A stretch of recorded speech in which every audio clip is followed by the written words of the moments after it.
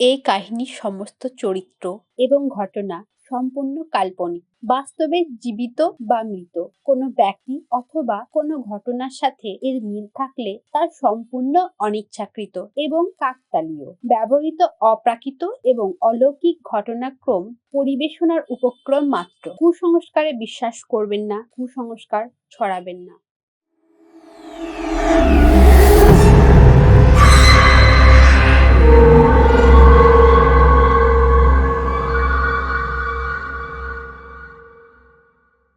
নমস্কার, আপনারা শুনছেন ভৌতিক কাহিনী নিবেদিত রোমহর্ষক হাড় হিম করা ভূতের গল্প। আজকের গল্প শুরু করার আগে দু এক কথা বলা খুবই প্রয়োজন। চলুন তাহলে আজকের গল্প শুরু করা যাক। আমি অমর, কলকাতার একটা কর্পোরেট সেক্টরে কর্মরত আছি বিগত 10 বছর ধরে। কয়েকদিন আগেই আমারই এক কলেজের বন্ধু প্রত্যয় টেলিফোন করে জানায় 9ই মাঘ সে বিবাহ বন্ধনে আবদ্ধ হতে চলেছে। আমি এই খুশির খবরটা শুনে খুবই আনন্দিত হলাম। সে বারবার করে আমায় যেতে বলল। আমিও প্রত্যয়কে বললাম যথাসাধ্য চেষ্টা করব। কথা মতো 9ই মাঘ বিকাল 5:45 নাগাদ আমি শিয়ালদা স্টেশনে এসে উপস্থিত হলাম প্রত্যয়ে বাড়ি যাবার উদ্দেশ্যে। তারপর 6:15 নাগাদ রানাঘাট লোকাল ধরে যাত্রা শুরু করলাম। ট্রেনের মধ্যে বিভিন্ন রকম দৃশ্য দেখতে দেখতে কখন যে সময়টা পার হয়ে গেল বুঝতেই পারলাম না। রাত্রি 10:25 নাগাদ রানাঘাট স্টেশনে এসে পৌঁছালাম। স্টেশনে নেমে দেখলাম চারিদিক নিস্তব্ধ, নিঝুম। স্টেশন চত্বরে কয়েকটা কুকুর ছাড়া আর কোনো জনমানুষ নেই। আমি 4 নম্বর প্ল্যাটফর্ম ধরে হাঁটতে হাঁটতে এগিয়ে গেলাম। তারপর বাঁদিকে একটা চায়ের গুমটি দেখতে পেলাম। গুমটির মধ্যে বয়স 40-এর এক ব্যক্তি বসে আছেন, আর সামনে বয়স্ক একজন চায়ের পেয়ালায় চুমুক দিচ্ছেন। আমি ওনাদের গিয়ে জিজ্ঞাসা করলাম, মায়ানগর গ্রাম যাবার জন্য কোনো গাড়ি পাওয়া যাবে? ওনারা আমায় বললেন, কোথায় যাবে তুমি? মায়ানগর? আমি বললাম, হ্যাঁ, ওখানে আমার বন্ধুর বাড়ি। আজ আমার বন্ধুর বিয়ে, সেই জন্য বন্ধুর বাড়ি যাব। চায়ের দোকানে ওনারা আমায় বললেন, মায়ানগর যাবার জন্য এত রাত্রে তো কোনো গাড়ি পাওয়া যাবে না, তোমায় পায়ে হেঁটে 4 মাইল পথ যেতে হবে। আমি বললাম, 4 মাইল পথ তো আমি হেঁটেই চলে যাব। ওনারা আমার কথা শোনার পর বললেন, যাবে যখন ঠিকই করেছ, তবে সাবধানে যেও। আমি বললাম, কেন? চায়ের দোকানে ওনারা বললেন, এই রাস্তাটা খুব একটা ভালো নয়। এখান থেকে কিছুটা গিয়েই বাঁ হাতে একটা বড় শ্মশান আছে। সেখান থেকে রাত্রিবেলা ভয়ঙ্কর চিৎকার শুনতে পাওয়া যায়। আমি একটু হেসে ওনাদের কথায় খুব একটা গুরুত্ব না দিয়ে সাহস করে স্টেশনের বাঁ দিকে যে মাটির রাস্তাটি গেছে সেই রাস্তা ধরে হাঁটতে হাঁটতে এগিয়ে গেলাম। কিছুটা যাবার পর সিগারেটের প্যাকেট বের করে একটা সিগারেট ধরিয়ে আপন মনে ধোঁয়া ছাড়তে ছাড়তে এগিয়ে যেতে শুরু করলাম। কিছুটা যাবার পর চায়ের দোকানের ব্যক্তিটার কথা মতো কিছু ভাষা ভাষা চিৎকার শুনতে পাচ্ছিলাম।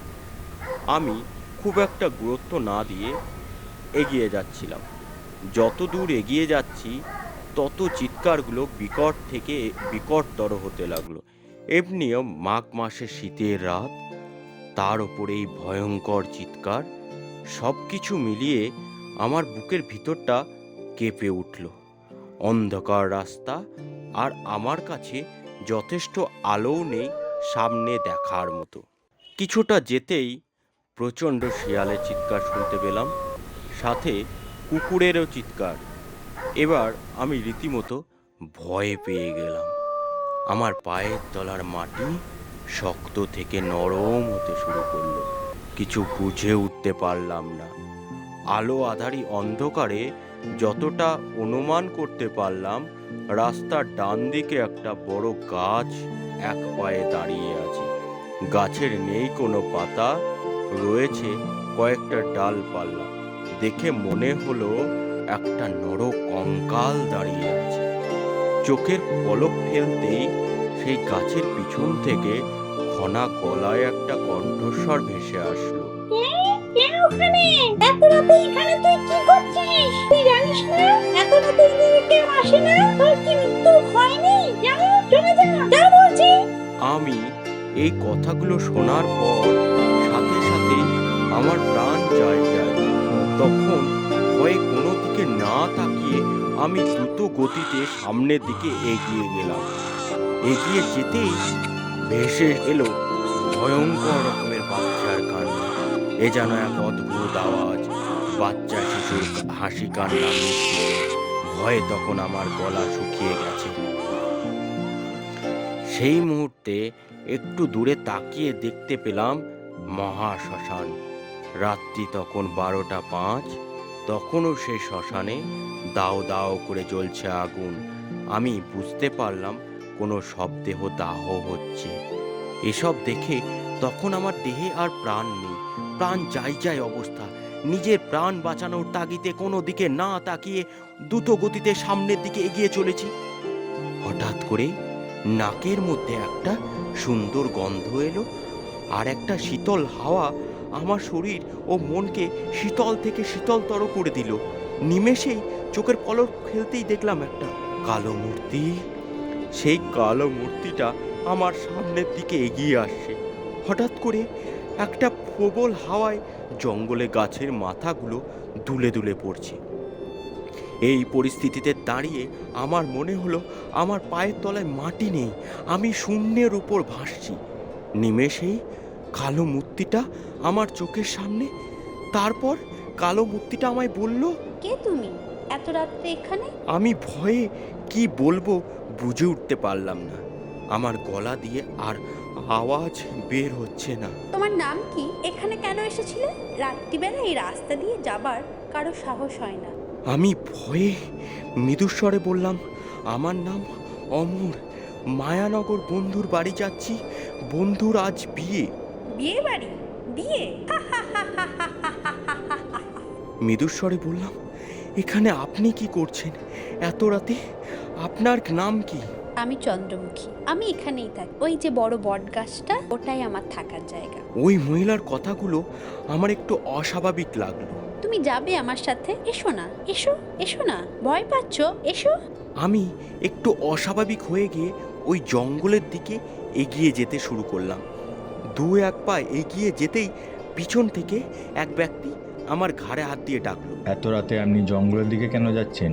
ওই যে একটা মহিলা আমায় ডাকছে। কোথায় মহিলা? এখানে তো কোনো মহিলা নেই। আর আপনি যাকে মহিলা ভাবছেন সে কোনো মহিলা নয়। ওই যে বটগাছটা দেখছেন, ওই বটগাছে ওই মহিলা 4 বছর আগে গলায় দড়ি দিয়ে আত্মহত্যা করেছে। ওই ভদ্রলোকের কথা শুনে আমার মনে হলো এই যাত্রায় আমি বেঁচে গেলাম। তারপর ওই ব্যক্তির সাথে নানা বিষয়ে নানা কথা বলতে বলতে অবশেষে মায়ানগর বন্ধুর বাড়ি গিয়ে পৌঁছালাম রাত্রি 1:30 নাগাদ। বন্ধুরা, আজকের গল্প এখানেই শেষ হলো। দেখা হচ্ছে অন্য কোনো দিন অন্য কোনো হাড় হিম করা ভূতের গল্প নিয়ে।